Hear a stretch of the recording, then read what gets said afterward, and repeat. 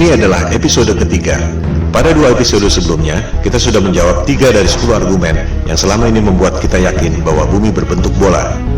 Pada episode ini, kita akan membahas topik nomor 4 dan 5, yaitu soal teori bumi mengelilingi matahari dan gravitasi Newton yang merupakan landasan dari seluruh dogma sains modern. Kita mulai dengan topik keempat, tentang persepsi bahwa Galileo membuktikan teori heliosentrik atau bumi mengelilingi matahari. Manusia sudah ribuan tahun mengamati alam semesta.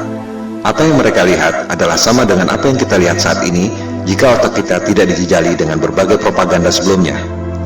Jangan sekali-sekali meremehkan para astronom kuno, karena merekalah kapal laut bisa menyeberangi benua tanpa kompas hanya dengan melihat formasi bintang. Zodiak yang Anda pakai sekarang merupakan hasil pengamatan mereka. Mereka mampu menghitung gerhana secara akurat. Jika Anda melihat situs resmi NASA, perhitungan astronom kuno masih digunakan sampai sekarang. Mereka mampu menghitung pergerakan bintang selama 25.000 tahun yang disebut sebagai The Great Platonic Year. NASA pun masih menggunakannya sampai sekarang. Jika kita melihat langit, kondisinya persis seperti di planetarium, bahwa kita dan bumi ini diam. Bintang-bintang berputar mengelilingi kita pada langit yang berbentuk kubah. Semua bintang berputar kecuali satu yang posisinya tak pernah berubah, yakni bintang utara atau North Star. Para astronom kuno memandang bahwa bintang utara terletak pada titik puncak yang merupakan poros kubah. Itu sebabnya bintang utara posisinya tetap dan bintang-bintang lain posisinya berputar. Kondisi bumi datar dengan langit berbentuk kubah merupakan kosmologi yang umum pada agama-agama besar di dunia.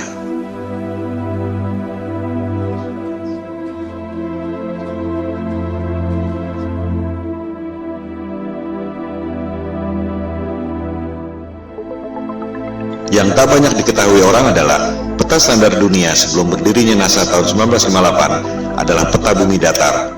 Silakan Anda buka situs Boston Public Library. Anda akan menemukan peta seperti ini. Judulnya, Peta Standar Dunia yang Baru. Ciri-ciri peta bumi datar ialah pusat lingkaran adalah kutub utara. Oleh sebab itulah jarum kompas selalu menunjuk arah utara, yaitu ke pusat lingkaran bumi. Posisinya persis di bawah bintang utara tempat semua bintang berputar, seperti yang telah dijelaskan tadi. Pulau-pulau dan benua-benua tersebar mengelilingi pusat lingkaran, yakni kutub utara. Sehingga, jika kita terbang dari barat ke timur, akan kembali ke tempat semula di barat, sesuai arah jarum kompas yang selalu menunjuk arah utara, yakni pusat lingkaran bumi. Bagian terluar adalah Antartika, tembok es yang mengelilingi bumi. Jika peta itu di zoom, tulisannya adalah lingkaran Antartika. Tak ada kutub selatan pada peta bumi datar. Antartika bukan benua, melainkan tembok es yang mengelilingi bumi. Boston Public Library itu masih menyimpan arsip peta-peta bumi datar yang merupakan peta standar dunia sebelum NASA didirikan tahun 1958. Antartika bukan benua. Jika di zoom, tulisannya Impassable Ice atau tembok es yang tak dapat dilewati. Kita akan membahas soal tembok es Antartika ini pada episode berikutnya. Juga akan dibahas bagaimana USGS, United States of Geological Survey, lembaga paling kredibel di bidang geologi dan ilmu bumi, membuat peta bumi bola berdasarkan peta bumi datar. Anda bisa cek sendiri di situs USGS. Pembuatan peta bumi datar menjadi bumi bola disebut azimuthal equidistant dengan menggunakan rumus matematika yang dibuat oleh Al-Biruni, cendekiawan Muslim 1000 tahun lalu. USGS menerangkan bahwa peta bumi datar merupakan dasar yang akurat untuk membuat peta atlas nasional Amerika Serikat untuk mengukur jarak penerbangan dan menentukan arah antena. Bahkan, disebut pula bahwa peta bumi datar merupakan dasar pembuatan logo PBB tahun 1945. Inilah realitas peta dunia sebelum dibentuknya NASA tahun 1958. Silakan Anda perhatikan logo PBB. Kutub utara adanya di tengah lingkaran. Benua-benua mengelilingi pusat lingkaran. Tak ada kutub selatan alias Antartika di logo PBB. Yang ada ialah tembok es yang mengelilingi bumi datar. Anda pun bisa cek sendiri video resmi yang diterbitkan oleh Gedung Putih Amerika Serikat. Terlihat di situ ruang rahasia Presiden Kennedy yang menjabat sampai tahun 1963 menggunakan peta bumi datar di ruang kerja rahasianya. Kita akan membahas hal ini pada episode 4 setelah episode 3 ini. Kembali pada kosmologi bumi datar. Teori bumi pusat alam semesta ini disebut geosentrik, menjadi bagian dari sains sejak dipaparkan oleh ilmuwan Yunani kuno Ptolemy Ia menghitung dengan rumus matematika secara cermat tentang pergerakan benda-benda langit mengelilingi bumi. Perhitungan Ptolemei sangat akurat, sampai sekarang masih sering dibuatkan model komputernya. Hasil pergerakan planet-planet mengelilingi bumi menghasilkan pola yang disebut geometri suci atau sacred geometry, the golden ratio. Ketika itu, manusia menempatkan scientia atau pengetahuan di bawah sapientia, divine wisdom. Demikian halnya dengan penerus Ptolemei, yakni cendekiawan Muslim Ibnu Sina. Ia mengemukakan tesis tentang langit ketujuh dan seterusnya sebagai lapisan kubah celestial atau kubah bumi itu. Dari pola pergerakan benda-benda langit seperti itu, kita tentu berpikir bahwa pasti ada kecerdasan ilahiyah, Tuhan yang Maha Kuasa, yang membuat ini semua. Bahwa ruh dan kecerdasan kita berasal dari atas, yaitu kecerdasan transendental. Hal itu yang tak diinginkan oleh sains modern yang mempropagandakan bahwa alam semesta terjadi secara acak atau random. Kecelakaan kosmik dalam galaksi mati yang tak bertuhan, di mana kecerdasan Anda berasal dari bawah, yaitu evolusi dari submolekul. Teori bumi mengelilingi matahari juga sudah ada sejak 2500 tahun lalu. Teori ini dikemukakan oleh penyembah dewa matahari, Martianus Capella. Sains barat menganggap teori bumi mengelilingi matahari dikemukakan oleh Copernicus, dilanjutkan oleh Galileo. Padahal, Copernicus dalam bukunya mengatakan bahwa ia sangat dipengaruhi oleh Martianus Capella, tokoh pagan alias musyrik penyembah dewa matahari yang hidup 2000 tahun sebelumnya. Kebanyakan orang berpikir bahwa Galileo membuktikan teori bumi mengelilingi matahari, seolah Galileo dihukum oleh otoritas agama karena mengatakan kebenaran, bahwa agama adalah korup, saintis adalah pahlawan. Padahal yang terjadi justru sebaliknya. Silakan Anda cek buku The Genesis of Science yang sudah dirangkum pada Wikipedia. Otoritas agama memberi kesempatan pada Galileo untuk membuktikan teorinya. Justru Galileo yang gagal membuktikannya. Pembuktian saintifik yang gagal dilakukan oleh Galileo ini disebut stellar parallax, yang masih dilakukan orang sampai sekarang. Sederhananya seperti ini. Jika Anda berdiri di posisi A, melihat pucuk pohon C, akan terlihat bahwa pucuk pohon C itu seolah berada di depan tebing X. Jika Anda berdiri di posisi B, melihat pucuk pohon yang sama, akan terlihat bahwa pucuk pohon C itu seolah berada di depan tebing Y. Padahal sebenarnya pohon dan tebingnya tidak berubah. Yang berubah adalah posisi dan sudut pandang Anda. Analogi sederhana itu diterapkan pada sudut pandang kita lewat teleskop jika betul bumi berputar mengelilingi matahari dalam 12 bulan. Ketika bumi berada di posisi A, katakan pada bulan Januari, kita melalui teleskop akan melihat bintang C, posisinya ada di depan rasi bintang X. Setengah tahun kemudian, misalnya pada bulan Juli, kita melalui teleskop akan melihat bintang C, posisinya ada di depan rasi bintang Y. Sederhana bukan? Pengujian stellar parallax ini yang dilakukan oleh Galileo dengan menggunakan teleskop. Hasilnya gagal. Rasi bintang tidak berubah. Artinya, buminya diam, tidak berputar mengelilingi matahari. Hal ini yang tidak diajarkan di sekolah. Seolah-olah Galileo dihukum karena menyampaikan kebenaran. Padahal ia gagal membuktikan teorinya. Galileo marah dan menyerang Paus Urban VIII lewat buku Dialogue Concerning the Two Chief World Systems. Jadi, sebenarnya ia dihukum karena pemberontakan politik, bukan karena sains. Disinilah kebohongan sains modern dimulai. Teori bumi mengelilingi matahari diajarkan di sekolah-sekolah Eropa sejak abad ke-16, meski sebenarnya belum terbukti. Bahkan ketika itu belum ada teori gravitasi. Ini merupakan konsekuensi politik Eropa abad pencerahan yang ingin lepas dari otoritas agama. Percobaan stellar parallax ini terus dilakukan sampai berabad-abad kemudian. Terakhir dilakukan oleh NASA dan Harvard University. Silakan Anda cek, hasilnya ada di perpustakaan Harvard University. Seiring dengan kemajuan teleskop, dilaporkan bahwa terlihat posisi bintang memang berubah. Masalahnya, yang separuh bergerak ke kiri, yang separuh lagi bergerak ke kanan. Fenomena ini disebut negative parallax. Artinya apa? Artinya tak mungkin bumi mengelilingi matahari jika bintangnya bergerak berlawanan arah. Artinya, buminya diam, posisi bintang-bintangnya yang berubah, separuh ke kiri, separuh ke kanan. Ini hanya mungkin terjadi jika kubah celestialnya, alias langitnya, ada berlapis, seperti yang dikemukakan oleh Ibnu Sina tadi. Kesimpulannya, persepsi bahwa Galileo membuktikan teori bumi mengelilingi matahari adalah salah besar. Pertama, Galileo gagal membuktikan teorinya, di mana rasi bintang atau stellar parallax tidak berubah. Kedua, sampai zaman modern pun, NASA dan Harvard University tak berhasil membuktikan stellar parallax. Yang ada justru negative parallax, separuh rasi ke kiri, separuh rasi ke kanan. Dengan demikian, terbukti bahwa teori bumi mengelilingi matahari yang dikemukakan oleh Copernicus dan Galileo yang diajarkan di sekolah-sekolah seluruh dunia dan merupakan indoktrinasi ke otak kita semua adalah kebohongan sains modern.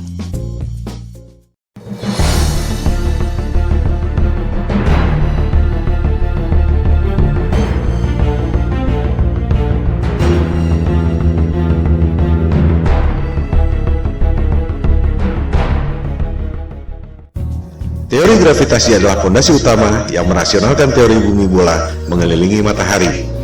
Kita tidak jatuh meski posisi kepala kita di bawah dan kaki kita di atas karena gravitasi. Kita tidak terlempar meski bumi berputar mengelilingi matahari karena ada gravitasi. Tapi, bisakah Anda menjawab mengapa air laut bisa nempel seperti kena power glue sementara balon gas bisa terbang?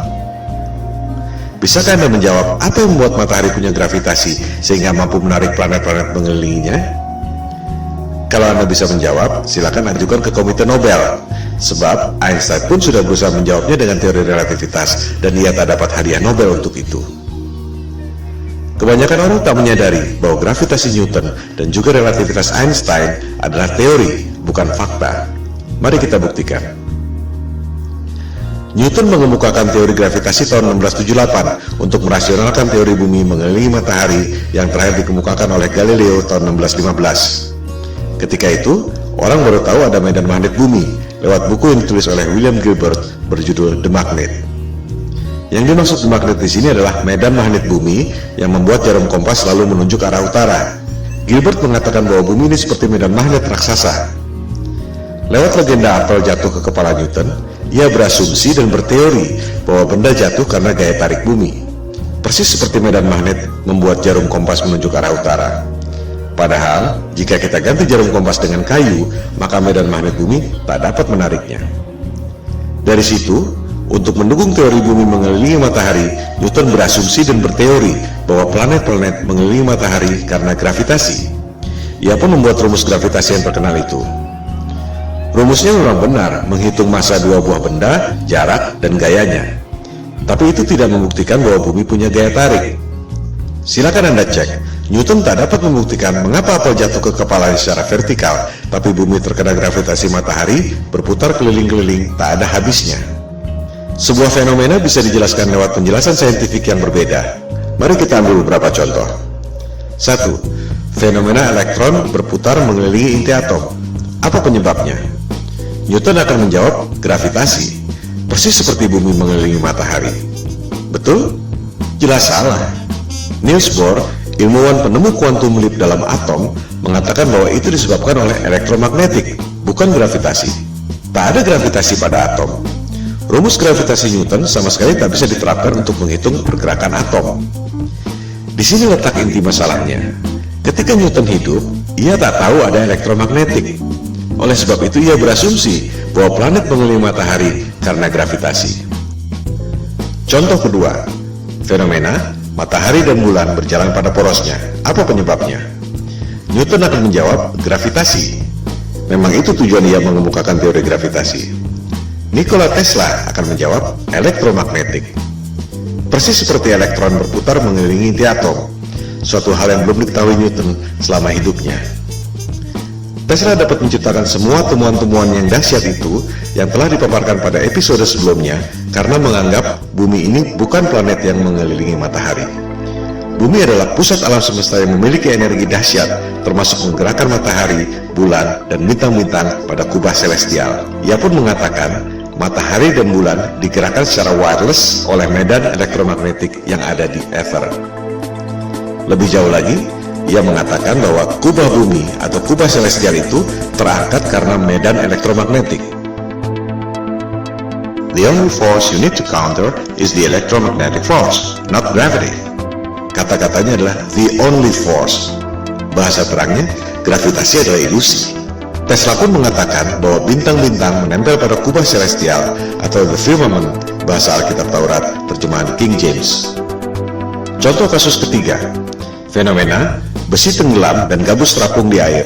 Apa penyebabnya? Newton akan menjawab gravitasi. Besi tenggelam karena ditarik oleh gaya tarik bumi. Archimedes akan menjawab berat jenis. Besi tenggelam karena berat jenisnya lebih besar dari berat jenis mediumnya, yaitu air. Gabus terapung karena berat jenisnya lebih kecil dari berat jenis mediumnya, yaitu air. Kita lihat, sebuah fenomena bisa dijelaskan dengan paradigma sains yang berbeda. Contoh kasus keempat, fenomena balon helium terbang di udara. Newton dengan paradigma gravitasinya mungkin terpaksa menjawab anti-gravity. Archimedes akan menjawab dengan hal yang sama, berat jenis. Balon helium terbang karena berat jenisnya lebih kecil dari berat jenis mediumnya, yaitu udara. As simple as that. Coba kita simak baik-baik foto ini. Air laut bisa nempel tanpa ada setetes pun yang tumpah. Sementara, kalau kita goyangkan gelas ke atas, air pasti muncrat ke atas sebelum jatuh ke bawah. Padahal, tenaga kita tidak sebesar tenaga samudra. Karena sudah diindoktrinasi sejak kecil dan menganggap bumi bola adalah fakta, kebanyakan orang akan mengatakan bahwa air laut tidak tumpah dan kita tidak merasa bahwa kaki kita ada di atas karena ada atmosfer yang terkena gravitasi. Contohnya adalah gambar ini. Betul? Salah. Itu adalah gambar imajiner tentang medan magnet bumi. Banyak orang mengira gravitasi adalah medan magnet bumi, padahal bukan.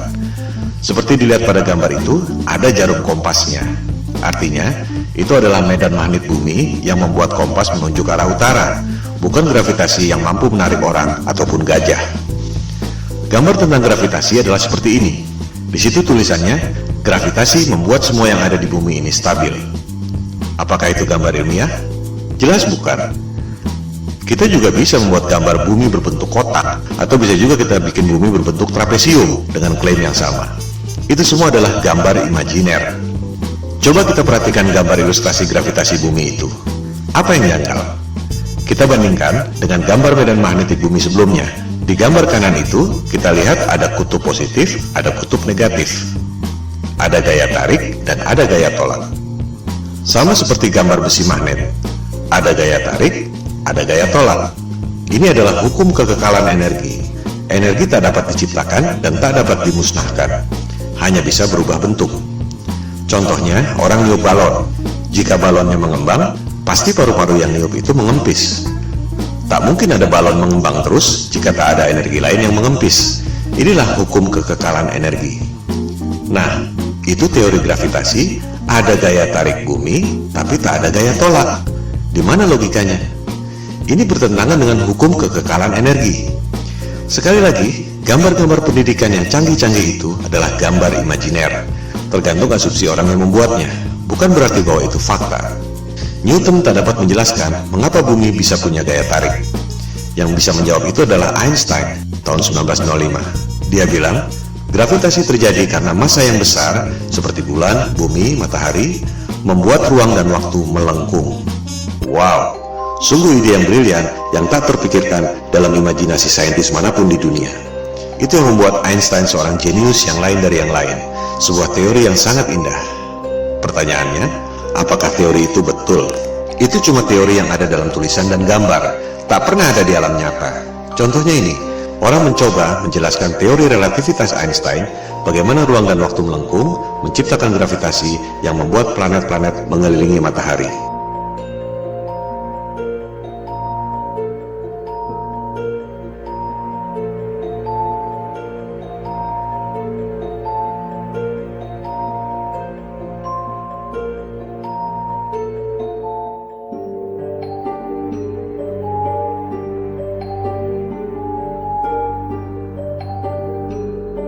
Kita lihat, tetap saja bola-bola yang kecil itu jatuh kan?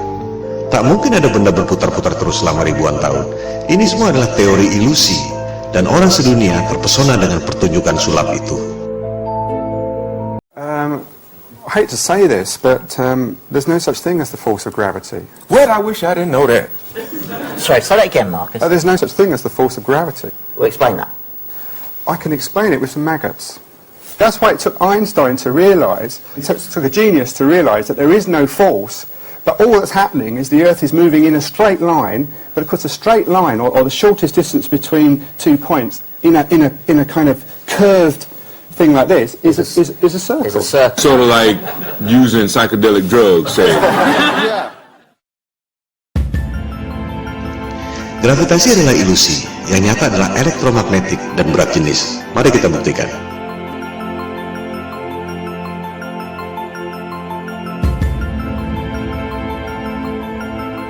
Jadi, betul kata Tesla.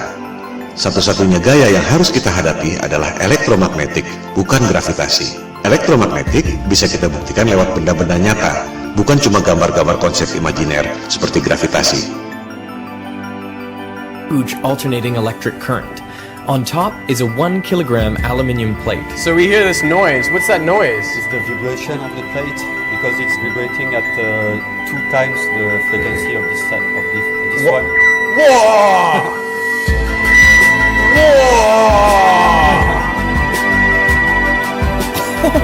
How does it do that?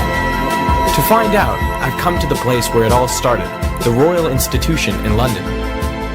Ini semua bermula dari abad pencerahan Eropa, di mana kelompok Freemason atau penyembah iblis yang kebanyakan adalah para intelektual, raja-raja, bangsawan, dan aristokrat ingin menggantikan peran agama dan ketuhanan untuk menguasai umat manusia di dunia.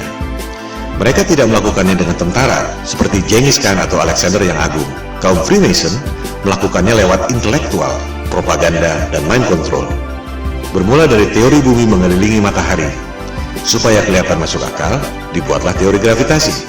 Padahal benda jatuh ke bumi karena berat jenis, dan benda bisa berputar-putar dalam orbit karena elektromagnetik. Untuk membuktikan bahwa gravitasi itu nyata, Einstein membuat teori relativitas. Ruang dan waktu melengkung dan membuat gravitasi. Padahal, kalau konsep itu dibuktikan lewat benda, terbukti bahwa benda-benda yang kecil-kecil itu pasti jatuh juga ke benda yang besar. Supaya kelihatan rasional, dibuatlah asumsi baru. Ada kekuatan maha dahsyat yang membuat benda itu berputar-putar, yaitu Big Bang. Apakah Big Bang itu fakta? Jelas bukan. Itu adalah teori. Bahkan di kalangan mereka sendiri pun, Einstein misalnya, tak percaya dengan Big Bang. Ia berpikir bahwa alam semesta ini steady state, tak ada awal, tak ada akhir. Big Bang dan gravitasi adalah Tuhan palsu sains modern. Semua pertanyaan yang tak terjawab dilemparkan pada dua hal itu. Media-media dan dunia pendidikan mempropagandakan teori Big Bang seolah fakta, lengkap dengan gambar-gambar canggih yang sebenarnya cuma imajiner. Berikut usia alam semesta 14 miliar tahun yang sebenarnya cuma perhitungan matematika berdasarkan asumsi. Oleh sebab itulah Tesla mengatakan, para saintis ini hanya menghitung matematika dari rumus ke rumus, dan akhirnya menciptakan struktur yang tak ada hubungannya dengan realitas. Model alam semesta berdasarkan asumsi matematika itu, jika asumsi dasarnya salah, maka semuanya runtuh. Gravitasi adalah ilusi, yang nyata ialah elektromagnetik dan berat jenis. Oleh sebab itulah, Goethe, intelektual terkenal dari Jerman, mengatakan bahwa gravitasi Newton itu adalah mistisisme sains. Newton menipu diri sendiri. Saya mengutuknya. Itu adalah kosmologi orang gila, kata Goethe. Dengan demikian, kita tutup argumen kelima yang membuat kita sebelumnya yakin bahwa bumi ini berbentuk bola. Gravitasi Newton adalah teori, ilusi, konsep imajiner berupa gambar-gambar yang tak pernah bisa dibuktikan lewat benda. Gravitasi dan juga Big Bang adalah Tuhan palsu yang merupakan pondasi utama kebohongan sains modern.